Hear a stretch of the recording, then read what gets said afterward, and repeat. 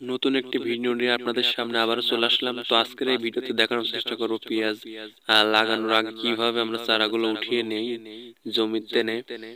So এই থাকবে আজকের এই ভিডিওতে। দেখতেই পাচ্ছেন আমার হাতে রয়েছে পেঁয়াজের চারার মুঠো।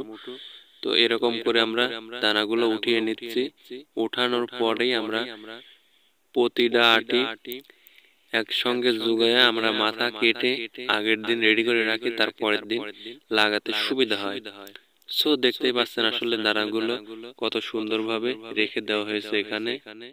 তো এই পেঁয়াজগুলো কিভাবে লাগাবো তো এই ভিডিওতে দেখানোর চেষ্টা করব, লাস্টে ভিডিওর শেষে সম্পূর্ণ দেখানোর চেষ্টা করব। তো ভিডিওটা না টেনে দেখুন, আশা করি সম্পূর্ণ বুঝতে পারবেন। তো দেখতেই পাচ্ছেন আমাদের পেঁয়াজের দানা এখানে কিন্তু প্রায় 15 কাঠা মতন জমি দানা দেওয়া হয়েছে। তো অলরেডি এখানে আমরা 14 জনের মতন লোক আছি।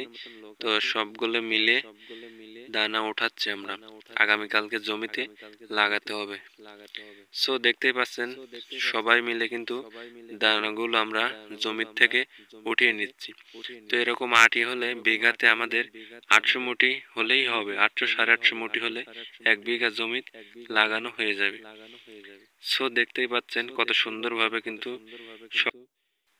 সম্মানিত অডিয়েন্স, অনেক জায়গায় আছে এখন পেঁয়াজ ডাবল স্যাক দিয়ে দিচ্ছে, কিছুদিন পরেই পেঁয়াজ কোবানো শুরু হয়ে যাবে। তো আমাদের এই দিক একটু দেরিতেই লাগানো হয় পেঁয়াজ। সো দেখতেই পাচ্ছেন আসলে আমাদের এদিকে কিন্তু পেঁয়াজ কিছুদিন হলেই পুরো লাগানো শেষের দিকে হয়ে যাবে। তো এখনো মোটামুটি ভালো লোক লাগাচ্ছে, অনেক লোকই লাগাচ্ছে, যার মধ্যে আমরাও একজন।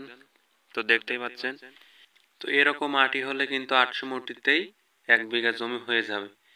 তো আমাদের দানা তোলা কিন্তু প্রায় শেষের দিকে, আর কিছুক্ষণ দানা তুললে পরে আমাদের জমির থেকে দানা উঠালেই আমাদের দানা কিন্তু তোলা শেষের দিকে। সো ভিডিওটা এই পর্যন্তই, ততক্ষণ ভালো থাকবেন, নিজের খেয়াল রাখবেন। ধন্যবাদ সবাইকে।